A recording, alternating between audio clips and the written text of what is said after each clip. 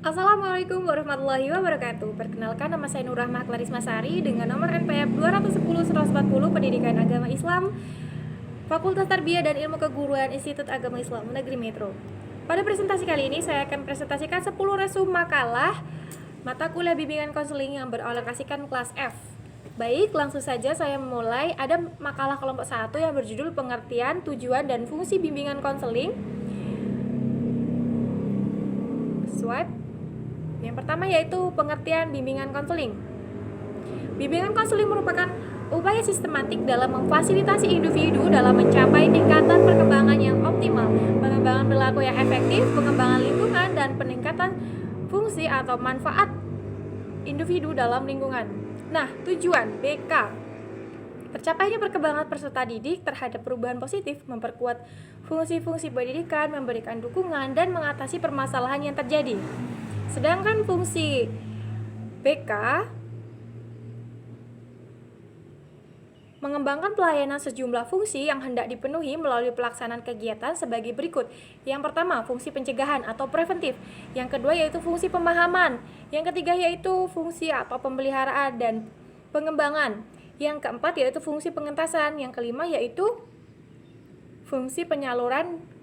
Dari fungsi yang telah saya sebutkan tadi, dapat disimpulkan bahwa fungsi BK adalah untuk membantu peserta didik untuk menjalani proses-proses perkembangan masalah yang terkadang belum pernah dihadapi oleh siswa. Selanjutnya pada makalah kelompok 2 yang berjudul Landasan Bimbingan Konseling. Sebagai sebuah layanan profesional, bimbingan konseling harus dibangun atas landasan yang kokoh, karena landasan BK yang kokoh merupakan tumpuan untuk tercapainya layanan BK yang dapat memberikan manfaat bagi kehidupan. Dan BK memerlukan sejumlah landasan.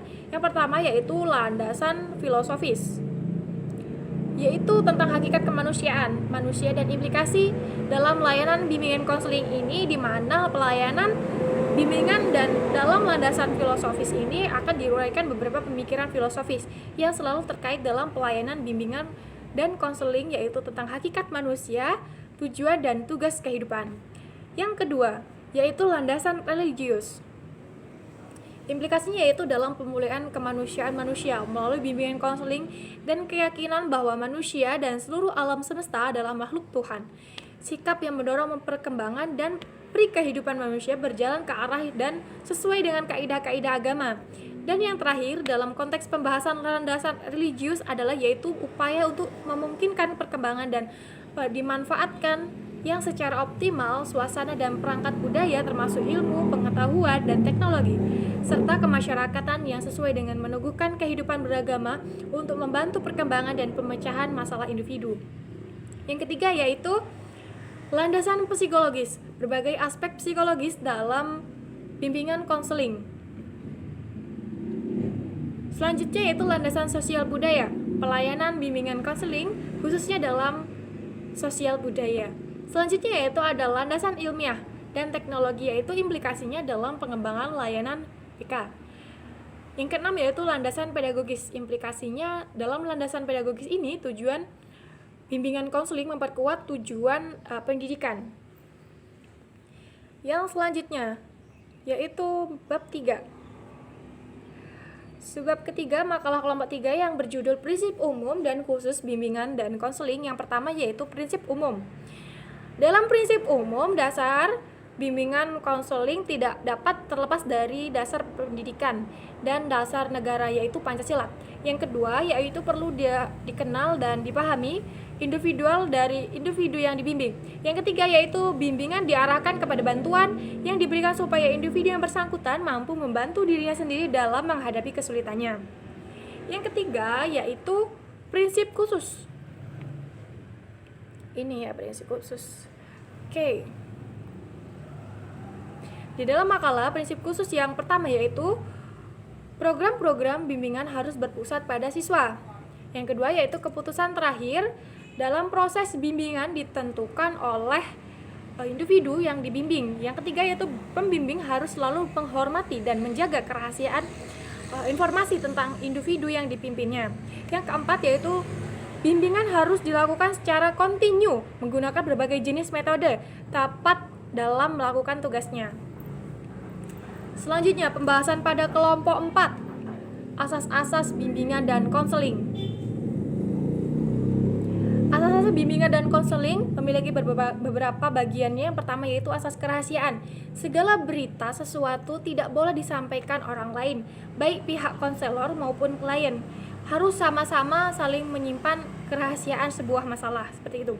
Asas yang kedua yaitu asas kesukarelaan. Klien diharapkan secara sukarela tanpa ragu-ragu atau merasa terpaksa. Begitu juga dengan konselor, hendaknya dapat memberikan bantuan dengan tidak terpaksa atau dengan ikhlas.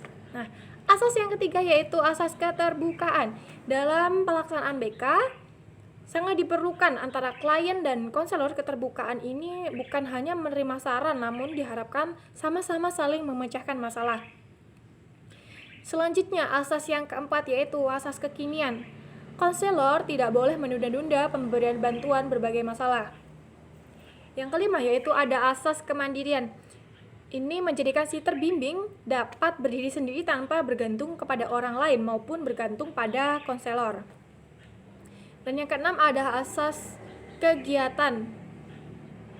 Dalam asas ini konselor hendaklah membangkitkan semangat klien sehingga mau dan mampu melaksanakan kegiatan yang diperlukan dalam BK. Yang ketujuh yaitu asas kedinamisan, yaitu usaha pelayanan BK ini terjadi perubahan tingkah laku ke arah yang lebih baik. Nah, seperti itu asas dinamis. Dan yang kedelapan yaitu asas keterpaduan. Dalam asas keterpaduan, pelayanan BK konseling BK atau bimbingan konseling ini berusaha memadukan berbagai aspek kepribadian klien. Yang kesembilan yaitu asas kenormatifan, baik ditinjau dari norma agama, norma adat, budaya, hukum, ilmu, dan kebiasaan sehari-hari tidak bertentangan dengan norma yang berlaku. Jadi segala sesuatu permasalahan tidak bertentangan dengan norma yang berlaku, seperti itu. Yang ke-10 yaitu asas keahlian. Ini mengacu pada kualifikasi konselor. Dan yang ke-11 yaitu ada asas alih tangan. Apabila permasalahannya bersangkutan belum dapat terbantu seperti yang diharapkan, maka konselor dapat mengirim individu tersebut kepada pihak yang bertugas atau yang lebih lanjut atau yang lebih ahli gitu ya, badan yang lebih ahli. Yang ke-11 yaitu asas tuturi handayani, yakni lebih di lingkungan sekolah. Asas ini makin dirasakan keperluannya dalam lingkungan pendidikan. Oke, telah usai pembahasan pada bab 4, selanjutnya kita pada bab 5. Makalah pada kelompok 5 yaitu dengan judul jenis-jenis layanan dalam bimbingan konseling. Dalam BK, bimbingan konseling merupakan proses dalam membantu seseorang dalam memecahkan masalah melalui komunikasi dua arah yang dilakukan secara terus-menerus hingga masalah tercapainya jalan keluar yang seharusnya terselesaikan. Nah, jenis-jenis layanan dalam bimbingan konseling antara lain yang pertama yaitu layanan orientasi, di mana bimbingan yang dilakukan ini untuk memperkenalkan siswa baru atau seseorang terhadap lingkungan yang baru dimasukinya, seperti itu. Yang kedua yaitu layanan informasi atau layanan orientasi dan informasi akan dapat menunjang pelaksanaan. Ini jadi satu ya, fungsi-fungsi bimbingan dan konseling lainnya dalam kaitan antara bahan-bahan orientasi dan informasi itu dengan permasalahan individu berkaitan. Jadi layanan informasi merupakan kebutuhan yang amat tinggi tingkatannya seperti jenis informasi yang pertama yaitu informasi pendidikan, informasi jabatan, informasi sosial budaya. Yang ketiga yaitu ada layanan penempatan dan penyaluran individu atau siswa yang disebut klien sering mengalami kesulitan dalam menentukan pilihan, sehingga tidak sedikit individu yang mempunyai bakat, kemampuan minat, dan hobinya dapat disalurkan dengan baik. Individu seperti ini tidak dapat mencapai perkembangan secara optimal. Mereka memerlukan bantuan atau bimbingan dari orang dewasa, terutama peran konselor. Nah, peran konselor itu di sini dalam menyalurkan potensi dan pengembangan dirinya.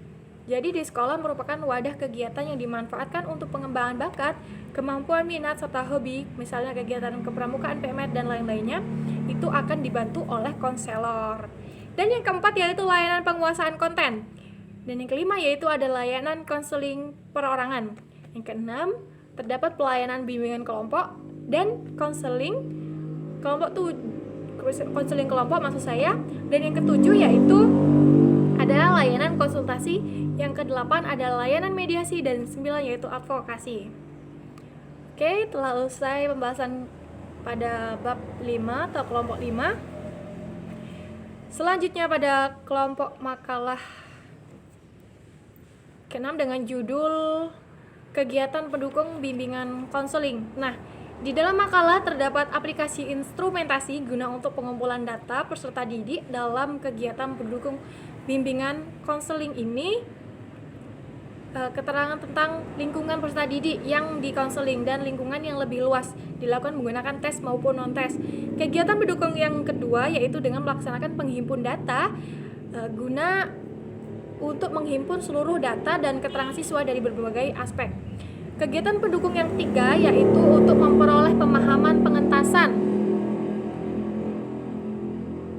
terhadap siswa yang bersangkutan. Dan kegiatan pendukung yang keempat yaitu konferensi kasus, gunanya untuk mencari interpretasi yang tepat dalam tindakan yang konkret. Kegiatan pendukung bimbingan konseling yang kelima yaitu alih tangan. Kasus ini bertujuan untuk penanganan yang lebih tepat dan tuntas dengan jalan memindahkan penanganan kasus dari satu pihak kepada pihak yang lebih ahli, seperti itu.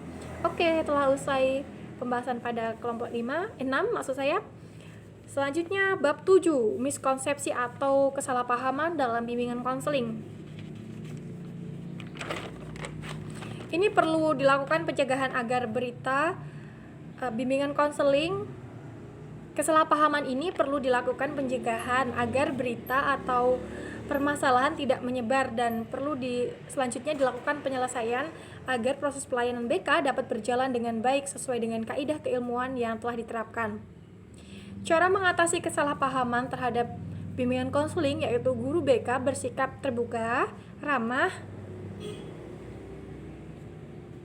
dan guru bersikap sebagai sahabat agar siswa merasa nyaman dan aman ketika guru bertugas membimbing dan mengarahkan pada perilaku yang baik, membantu memecahkan permasalahan sesuai dengan kepribadian siswa. Selanjutnya pembahasan pada kelompok 8 yang berjudul masalah-masalah dalam belajar dan penanggulangannya. Dapat diartikan bahwa suatu kondisi atau permasalahan dalam proses belajar yang ditandai dengan adanya hambatan-hambatan dalam mencapai tujuan atau hasil belajar yang ditetapkan. Jenis-jenis masalah belajar yang pertama yaitu disleksia atau kesulitan belajar membaca. Yang kedua yaitu gangguan disgrafia maksud saya, yaitu kesulitan belajar menulis. Dan yang terakhir yaitu diskalkulia atau kesulitan belajar matematika. Nah, usaha mengatasi kesulitan belajar ini adalah dengan yang pertama yaitu mengidentifikasi penyebab kesulitan belajar, yang kedua yaitu konselor melaksanakan diagnosis, juga mencari faktor-faktor dari internal dan eksternal dari pihak yang bersangkutan. Selanjutnya melaksanakan paragnosis atau prognosi, dan yang terakhir yaitu melakukan kegiatan diagnostik. Oke, masuk pada pembahasan kelompok 9. Masalah umum dan penanggulangannya. Berbagai jenis masalah yang dialami oleh siswa menengah diantaranya adalah masalah yang berhubungan dengan kegiatan dimensi kehidupan remaja, yaitu masalah individualitas, sosialitas, moralitas, dan keagamaan, serta ketakwaan.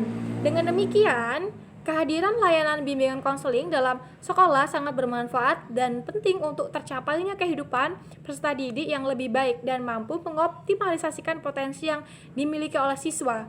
Namun, kewenangan seseorang konselor untuk membantu klien dalam kritik dan masalah yang masih normal, bahkan kriteria masalah yang abnormal. Lanjut pada permasalahan kelompok 10. Maksud saya makalah kelompok 10. Peran dan upaya guru BK dalam mengatasi kesulitan belajar siswa. Yang pertama yaitu peran guru BK dalam mengidentifikasi kesulitan belajar siswa. Guru membantu para siswa untuk mengembangkan potensi secara optimal dan baik dalam bidang akademik, sosial, dan pribadi dalam kehidupan sehari-hari. Konselor membantu guru memahami peserta didik, mengembangkan proses belajar mengajar yang kondusif. Konselor juga membantu pemimpin sekolah dalam penyediaan informasi dan data potensi siswa. Nah, pada poin yang kedua yaitu upaya yang dapat dilakukan oleh guru BK dalam mengatasi kesulitan belajar siswa. Siswa diharapkan lebih termotivasi dan terarah dalam belajar. Siswa merasa lebih diperhatikan melalui bimbingan konseling oleh guru BK terhadap siswa yang mengalami kesulitan belajar. Yang terakhir yaitu bimbingan dan konseling yang dilakukan oleh guru BK berhasil, maka menimbulkan perubahan yang cukup baik pada hasil belajar siswa. Nah, itu harus ada perubahan. Alhamdulillah telah usai presentasi 10 makalah dalam satu pembahasan. Alhamdulillahirrahmanirrahim. Hikmah dalam pembelajaran bimbingan konseling ini, kita dapat memahami karakter orang lain dan diri sendiri. Kadang banyak orang yang tidak mengerti kepribadiannya sendiri, sehingga mereka dapat menemukan minat dan bakat yang ada pada dirinya. Nah, disinilah salah satu pentingnya belajar konseling, yaitu membantu seseorang untuk mengenali kepribadiannya dan karakternya sendiri, seperti itu. Jika kita sudah mengerti, tentu kita akan mengenali diri kita sendiri dan terus berusaha untuk menjadi pribadi yang dapat mengelola sehingga untuk bentuk keinginan sehingga dapat menjalani kehidupan lebih baik, seperti itu. Banyak orang ketika mendapat masalah malah memikirkan kenapa mereka mendapatkan masalah tersebut, bukan memikirkan bagaimana cara mengatasi masalah. Salah satu pentingnya belajar bimbingan konseling adalah kita akan menjadi pribadi yang problem solver gitu. Ketika menghadapi masalah, kita menjadi pribadi yang tenang dan segera mungkin mencari jalan keluar dalam masalah tersebut. Hal itu akan bermanfaat untuk penyelesaian masalah diri kita lebih cepat selesai, seperti itu. Dengan ilmu bimbingan konseling ini, kita akan mengetahui bagaimana cara membangun sebuah relasi baru, baik dengan sesama manusia maupun dengan lingkungan. Dan hikmahnya lagi, membentuk diri kita menjadi pribadi yang adaptif, mandiri, dan berkepribadian. Saya, Nur Rahmah Klarismasari, memohon maaf atas segala kesalahan kata dalam video atau perilaku yang kurang berkenan. Kepada Allah saya memohon ampun, pamit undur diri, wabillahi taufik wal hidayah. Wassalamualaikum warahmatullahi wabarakatuh.